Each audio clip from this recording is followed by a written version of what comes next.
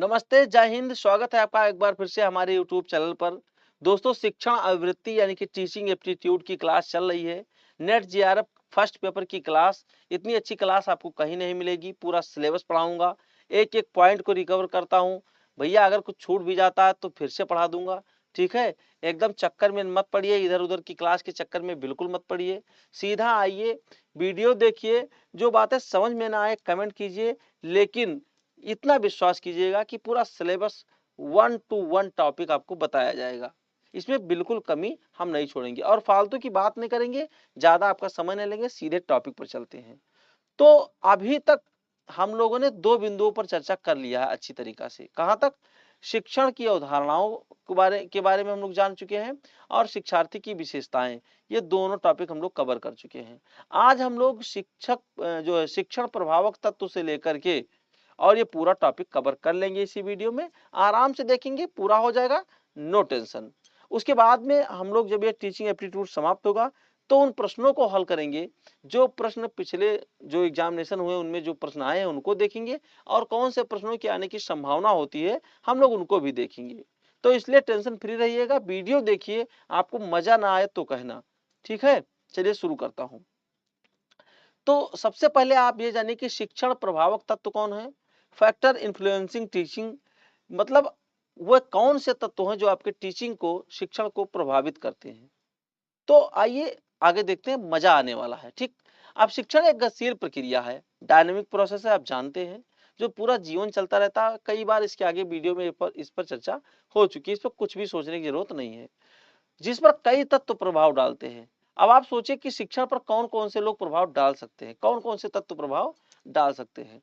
यदि ये तत्व संतुलित और अनुकूलित हो तो शिक्षण अधिक प्रभावी होगा, और यदि ये जो है संतुलित अनुकूलित ना हो तो शिक्षण जो है प्रभावित नहीं होगा। जैसे एक थोड़ी सी बात समझ लीजिए, जैसे मान लीजिए क्लास है। अब क्लास एकदम शांत है, माहौल अच्छा है, टीचर महोदय अच्छे से पढ़ा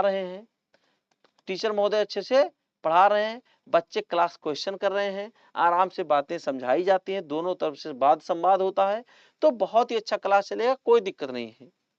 लेकिन अब यही में कोई एक दिन चंट मुरहा अगर आइए, वो डिस्टरबेंस किया है, तो क्लास अच्छी नहीं चलेगी। समझ पा रहे हैं? ऐसा ही होता है। तो देखिए, शिक्षक सबसे प्रमुख तत्व जो होता है शिक्षण में, वो होता है शिक्षक, यानी कि टीचर। शिक्षक शिक्षण प्रक्रिया का मुख्य स्तंभ यानी कि पिलर है। उसका ज्ञान यानी कि नॉलेज, दृष्टिकोण एटीट्यूड, संप्रेषण कौशल कम्युनिकेशन स्किल, व्यवहार यानी कि बिहेवियर सीधे तौर पर छात्र की अधिगम प्रक्रिया को प्रभावित करते हैं। एक प्रेरणादायी, उत्साही और ज्ञानवान शिक्षक छात्रों में जिज्ञासा और रुचि पैदा करता है। यदि किसी टीचर ने किसी छात्र के अंदर रुचि पैदा कर दिया, जिज्ञासा पैदा कर दिया, तो बाकी कुछ पढ़ाने की आवश्यकता है नहीं, वो स्टूडेंट अपना पूरा खुद ही पढ़ लेगा। ये बहुत महत्वपूर्ण है कि जो टीचर हो वो मोटिवेटर हो। यदि आप मोटिवेट नहीं कर पाए, यानी कि मैं खुद कहता हूं, देखिए मैं आपको इतना कहता हूं कि यदि आप लगातार वीडियो देखते रहे तो निश्चित ही एग्जामिनेशन क्रैक कर जाओगे। मोटिवेशन बहुत बड़ी चीज है, तो खुद को मोटिवेट रखो, अंदर से अपने आप को मोटिवेट रखो, तैयार रखो। तो इसलिए एक टीचर को अंदर से मोटिवेटर होना चाहिए, बच्चों को मोटिवेट करे, खुद मोटिवेट रहे। गाइड, मतलब वो गाइड का काम करे, यानी कि आपको दिशा निर्देश दे, और फैसिलिटेटर यानी कि सुविधा प्रदाता हो। जो भी समस्या आपको आ रही है क्वेश्चन हल करने में, टॉपिक समझने में, एग्जामिनेशन मॉडल समझने में, उस वो पूरा जो आपको फैसिलिटी मिलनी चाहिए। तो एक अच्छे शिक्षक की ये भूमिका होती है इतना। ठीक है ना, ये बात आप लोग समझ चुके हैं। तो अब हम लोग आगे बढ़ते, तो महत्वपूर्ण तत्व क्या है, टीचर बहुत जो है मेन एलिमेंट है। अब दूसरी बात आती है कि सहायक सामग्री, टीचिंग एड्स क्या है। तो अब देखिए, जैसे हुआ ब्लैक बोर्ड, हुआ चार्ट, हुआ मॉडल, हुआ प्रोजेक्टर, हुआ आईसीटी टूल्स, हुआ इन सब से सीखने सिखाने में बहुत मदद मिलती है। हाँ, यदि हम आपको कुछ सिखाना चाहते हैं और ब्लैक बोर्ड पर जो है चित्र बना के समझा दिए तो आप तुरंत समझ जाते हैं, ऐसे मुंह से कहेंगे तो आप समझ नहीं पाते हैं। चार्ट में चीजें जो होती है अच्छी तरीके से समझ में आती है, कोई मॉडल बना लिया आपने, तो ये सब सहायक सामग्रियां हैं, इनसे जो हम लोग आसानी से सीखते हैं। विजुअल्स और ऑडियो साधनों का प्रयोग जो विजुअल्स और ऑडियो साधन है उनके प्रयोग से छात्र जल्दी समझते हैं और लंबे समय तक याद भी रहता है। जैसे देखिए, हमने बहुत सारी फिल्मों को देखा होगा। फिल्म की जो सीन हमारे आंखों में आ जाती है वो हमेशा याद रहती है। गाने के बोल 2-3 लाइन पहले के हर फिल्म के 4-6 गानों के जो बोल है हमको याद ही रहते हैं। तो जो ऑडियो हैं, विजुअल्स हैं, उनका बहुत ही जो है टीचिंग में प्रभाव होता है और इस समय की टीचिंग में इनका प्रयोग भी खूब हो रहा है। ठीक? तो शिक्षक सामग्री भी शिक्षण में एक महत्वपूर्ण स्थान रखती है, महत्वपूर्ण तत्व है, महत्वपूर्ण पिलर है। समझ पाए? चलिए आगे चलते हैं। संस्थागत सुविधाओं में देखिए, ये भी बहुत महत्वपूर्ण है। यदि किसी स्कूल में एक अच्छी खासी लाइब्रेरी है, लैब है, स्मार्ट क्लास है, इंटरनेट की सुविधा है, तो उस क्लास के जो छात्र होंगे बहुत आराम से सीख जाएंगे। जो भी आवश्यकताएं होंगी उनको सर्च करके या किसी से पूछ करके काम हो जाएगा। अब ये चीजें पुरानी कक्षाओं में, पहले की कक्षाओं में नहीं होती थी, तो थोड़ा सा सीखने सिखाने में समस्या होती थी। अब थोड़ा सीखना सिखाना थोड़ा आसान हो गया है। तो ये भी एक प्रकार का तत्व ही है, शिक्षण तत्व है जो शिक्षण को सरल बनाते हैं। ये कीवर्ड्स नीचे लिखे रहते हैं, इनको आप नोट कर सकते हैं कि बेटर फैसिलिटीज तो बेटर लर्निंग आउटकम्स, अच्छी सुविधा मिलेगी तो अच्छा आउटकम होगा। ठीक है? कीवर्ड्स यहाँ देखिए, एड मेक्स लर्निंग, यदि आपके पास सामग्री अच्छी है तो इजी, इंटरेस्टिंग और लास्टिंग, मतलब एक अच्छी तरीका से आप सीख सकते हैं। अब सबसे बड़ी बात आई कि मैंने पहले बताया कि क्लास में कोई जो है चंट स्टूडेंट आ गया, शैक्षिक वातावरण वहां का अगर नहीं मेंटेन है, हल्ला हो रहा है, ठीक है ना, किसी सड़क किनारे विद्यालय, ट्रक आ रहे हैं, उनका हॉर्न बज रहा है, तो वो अच्छा माहौल नहीं है। इसीलिए विद्यालय जो होता है, जो आपका कॉलेज होता है, वो थोड़ा सा भीड़ भाड़ इलाके से दूर होता है, तो वहां का माहौल अच्छा होता है। एक तो ये बात। दूसरी बात ये कि उसमें अनुशासन होना थोड़ा सा मांगता है। और कैसा अनुशासन हो? वो सकारात्मक हो और सहयोगात्मक हो, तो छात्र स्वतंत्र रूप से सीखते हैं। तो ये सारी चीजें रही हैं जो शिक्षण को प्रभावित करती हैं। उनमें 4 प्रमुख तत्व होते हैं। पहला क्या है? टीचर। दूसरा क्या है? सहायक सामग्री। तीसरा क्या है? संस्थागत सुविधाएं। और चौथा क्या है? शैक्षिक वातावरण। इन चारों बातों को आप लोग याद रखेंगे। अब देखिए यहाँ पर जो शॉर्टकट मैंने लिख दिया है मेमोरी के लिए, आपके याद के लिए, TAFE, टॉफी, TAFE, इसको टॉफी याद रखिएगा। क्या क्या तत्व होते हैं? Teacher, teaching ads, facilities and environment. ये चारों चीजें आप लोग याद रखिएगा। कोर फैक्टर्स ऑफ टीचिंग, या ये लिखा हुआ है, कोर फैक्टर्स ऑफ टीचिंग। समझ पाए? चलिए हम लोग आगे चलते हैं। अब teaching methods in higher education, उच्च शिक्षा में शिक्षण पद्धति। तो 2 तरीके की शिक्षण पद्धति जो है हम लोग अभी तक देखे हैं। एक है टीचर सेंटर्ड और एक है learner centred method. Teacher centred को हम लोग क्या कहते हैं? अध्यापक केंद्रित कहते हैं। अध्यापक केंद्रित यानी कि शिक्षक केंद्रित। और लर्नर सेंटर्ड का मतलब होता है शिक्षार्थी केंद्रित, विद्यार्थी केंद्रित, यानी कि सीखने वाला जो है उसको ध्यान में रख करके क्लास चल रही है, तो उसको लर्नर सेंटर्ड कहते हैं। यहाँ पर टीचर क्या होता है? टीचर सेंटर्ड में क्या होता है? टीचर जो होता है वो नॉलेज गिवर होता है, ज्ञान देता है। यानी कि जो पहले वाला क्लास चलती थी गुरुजी वाली, जो गुरुजी वाली क्लास चलती थी पहले, प्राचीन शिक्षा जो होती थी वो टीचर सेंटर्ड होती थी। लेकिन अब शिक्षा में, शिक्षा को देने में, उसकी प्रक्रिया में, तमाम चीजों में बहुत बदलाव हो गया है।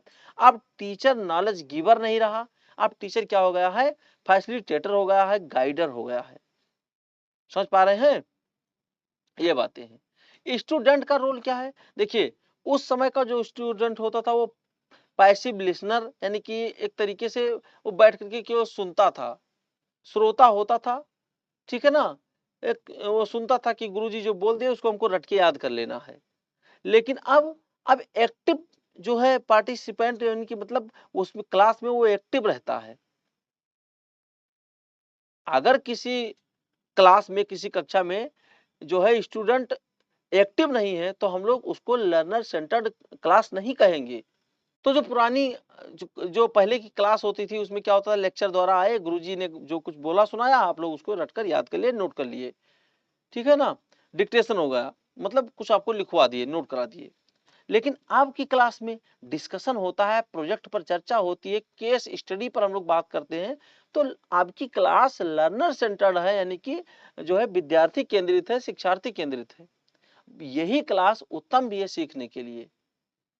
ठीक, ये देखिए कंटेंट ओरिएंटेड होता था, जो भी आया आपको श्लोक सुना दिए या कोई कविता याद करा दिए या जो भी चीजें थी रटने पर थोड़ा सा ज्यादा ध्यान दिया जाता था पहली कक्षाओं में, पहले की जो टीचिंग जो मेथड थे। लेकिन अब आप बात को समझना है, आउटकम क्या मिल रहा है इस बात पे ध्यान देना है। तो ये दोनों मेथड आप लोग समझ सकते हैं, नोट कर सकते हैं, एग्जामिनेशन में बहुत उपयोगी है। पहले का जो यानी कि टीचर सेंटर्ड मेथड था उसमें क्या था, शिक्षक बोले छात्र सुने, टीचर्स टॉक स्टूडेंट लिसन। अब क्या है, स्टूडेंट इंगेज हो गया उसमें, यानी कि छात्र भाग ले, छात्र सीखे, खुद उसमें जो है छात्र जो है इंगेज रहता है। तो ये बातें आपको याद रखनी है। चलिए आगे चलते हैं।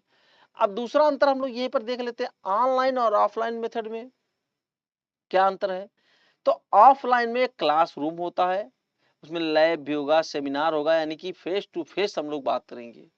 ब्लैक बोर्ड पर हम लोग पढ़ेंगे, बुक्स होंगी, एक चार्ट होगा, निश्चित समय और स्थान होगा, टाइम एंड प्लेस निश्चित होगा, और लिमिटेड रीच, यानी कि उस लिमिटेड रीच का मतलब ये हुआ कि ऑफलाइन क्लास में जो वहां पहुंचा वही पढ़ेगा, जो एब्सेंट है वो नहीं पढ़ पाएगा। ठीक है ना, ये चीजें हुई। लेकिन ऑनलाइन में वर्चुअल क्लास होती है, जैसे स्वयं हुआ, मूक्स हुआ, पीपीटी के माध्यम से पढ़ाया जाता है। यहाँ बुक है, ऑफलाइन में बुक्स हैं, चार्ट है, यहाँ पीपीटी है, आपका वीडियोज है, ई कंटेंट है। अब देखिए वहां तो था उसका टाइम और स्थान निश्चित है, यानी कि जहाँ कॉलेज है वहीं पर आप जाके पढ़ेंगे। लेकिन यदि ऑनलाइन है तो आप कहीं भी बैठे हैं। आपने गन्ने की खेत में इसमें मोटर लगा दिया, धान की खेत में पानी भर रहे हैं, आप पानी की सिंचाई कर रहे हैं, वहीं पर आपने वीडियो लगा दिया, क्लास चल रही है, आराम से देख लिए, कहीं भी कभी भी। रात को 12 बजे बैठे हैं तो 12 बजे पढ़ना शुरू कर दिया, रात को 1 बजे बैठे 1 बजे पढ़ना शुरू कर दिया। ग्लोबल रीच है, सबके पास पहुंच है, वहां एब्सेंट होने वाली कोई मैटर नहीं है। ठीक, तो ये ऑनलाइन और ऑफलाइन के बीच में अंतर रहा, इसको आप लोग नोट कर लीजिएगा। शॉर्टकट ऑफलाइन ऑफलाइन क्या है भैया, फेस टू फेस क्लास है, एनी एनी प्लेस एनीवेयर, ये दोनों लिखे हुए हैं, आप उसको अच्छे से नोट कर लीजिएगा। चलते हैं आगे, चलते हैं हम लोग।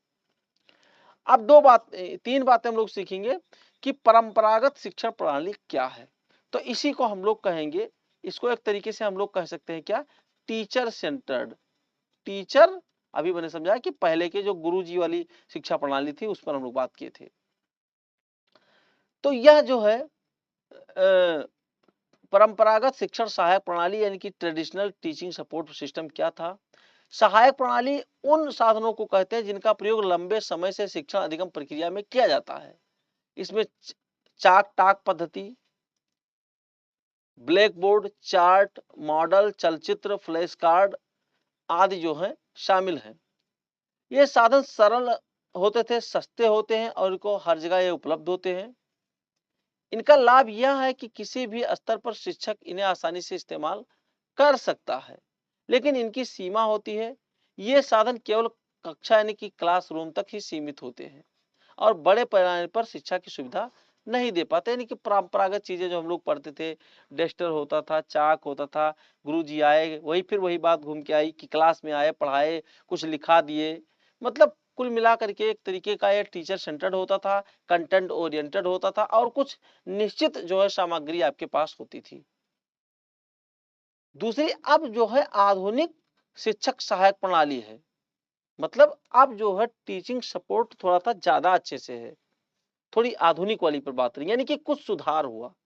जैसे अब क्या हुआ कि टीचिंग को आकर्षक बनाने के लिए, उसमें इंटरेस्टिंग जो है उसको बनाने के लिए, अच्छी तरीके से स्टूडेंट उसमें इंगेज रहे, इसके लिए अब जो है हम लोग लैपटॉप से मान लिया पढ़ा रहे हैं तो पीपीटी बना लिए, यानी कि अगर मान लिया उसे पढ़ा रहे हैं प्रोजेक्टर से पढ़ा रहे हैं पीपीटी बना लिए।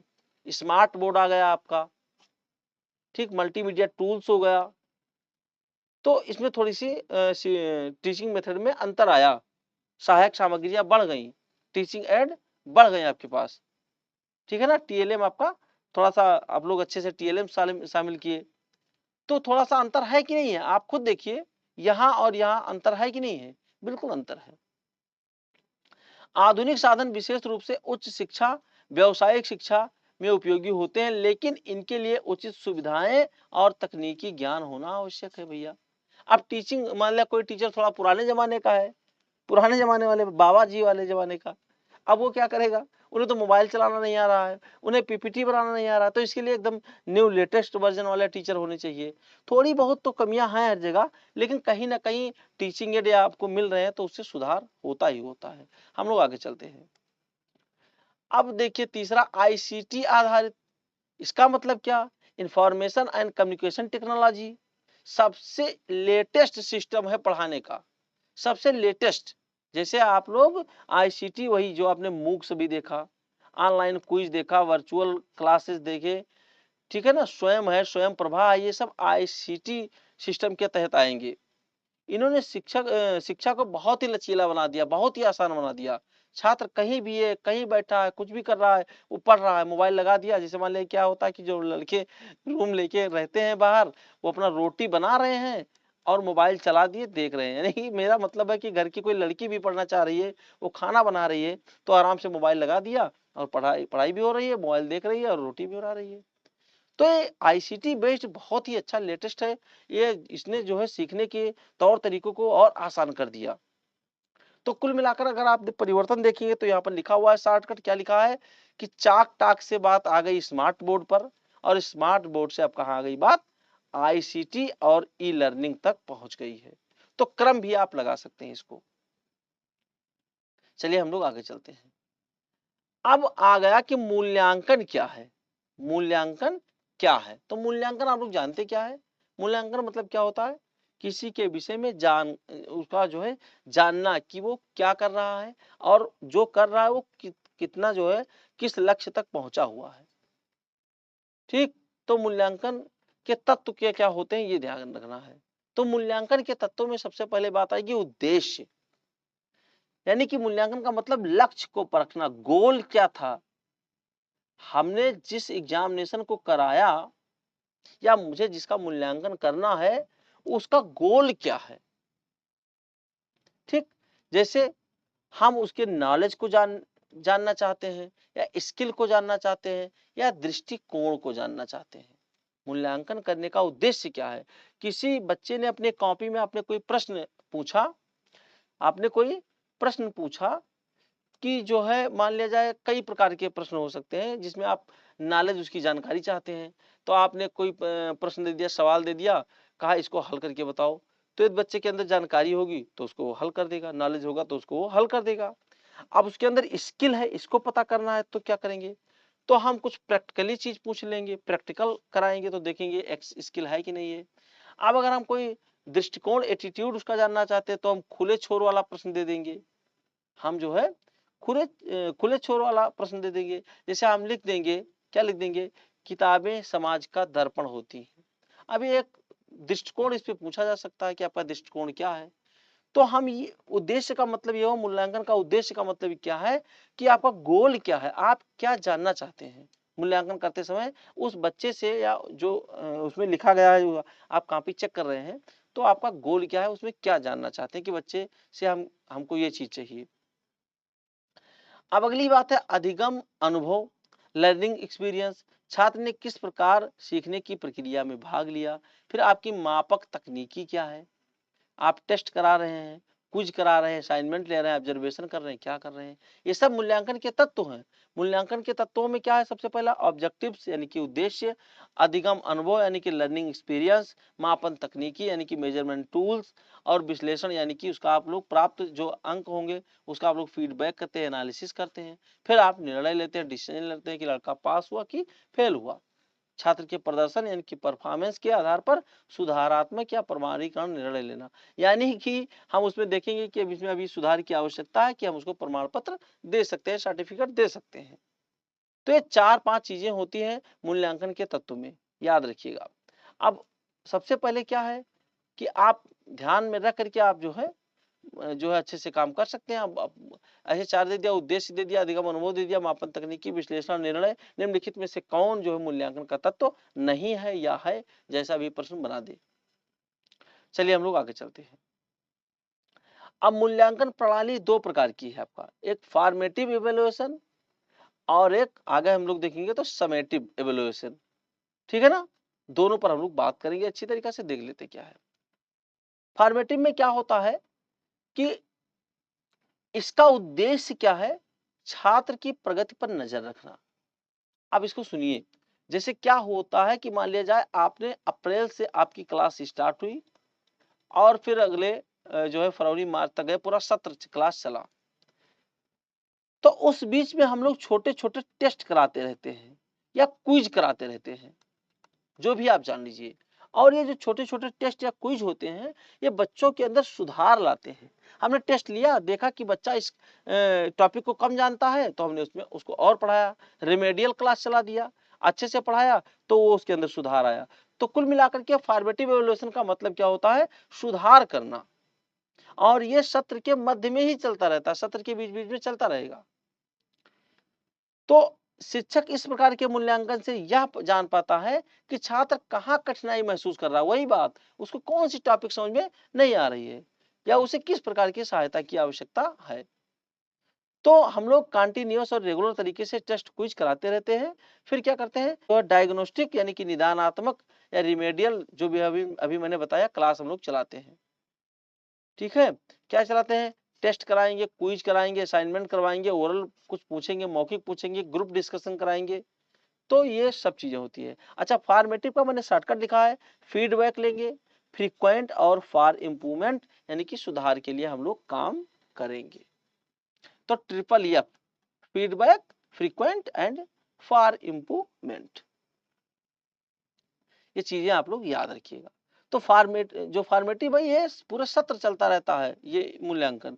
लेकिन समेटिव क्या होता है, यह सीखने की प्रक्रिया के अंत में यानी कि सत्रांत जो मेन एग्जाम होता है, at the end of learning process main exam होता है। इसका उद्देश्य छात्र की उपलब्धि, अचीवमेंट बताना है, उसकी नॉलेज का लेवल कहाँ तक हो ये बताना है। यानी कि हम ये आकलन करेंगे कि इसको सर्टिफिकेट देने लायक है कि नहीं। यानी कि सत्र के अंत में जो परीक्षा होती है उसे हम लोग समेटिव इवैल्यूएशन कहते हैं, और जो सत्र के बीच में छोटे-छोटे परीक्षाएं होती रहती हैं उसको हम लोग फॉर्मेटिव कहेंगे। बस इतना ही आपको याद रखना है।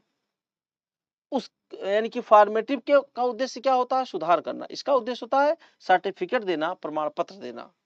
फाइनल एग्जाम, नीचे लिखा हो final exam, semester exam, annual board exam, ये सब क्या है? ये सब समेटिव है। ठीक है, तो अब समेटिव में तीन इसमें भी लिखा है, ठीक है, summary, semester and score, SSS, इसको समेटिव याद रखिएगा, समरी, सेमेस्टर एंड स्कोर। तो ये बात आप लोग समझ चुके होंगे। आइए देखते हैं थोड़ा सा फॉर्मेटिव और समेटिव में अंतर हमने दिया हुआ है। क्या है, सीखने की प्रक्रिया के दौरान मैंने बताया कि पूरे सत्र होता रहता है, टेस्ट लेते रहते हैं हम लोग। और समेटिव में सारांशात्मक मूल्यांकन यानी कि सबसे अंत में, सत्रांत में बड़ी परीक्षा होती है। फॉर्मेटिव का उद्देश्य होता है सुधार करना, मार्गदर्शन के लिए हम लोग यूज करते हैं। समेटिव का जो है उद्देश्य होता है उपलब्धि बताना कि आपने कितना अंक प्राप्त किया है, आप कितने स्तर तक पहुंच चुके हैं।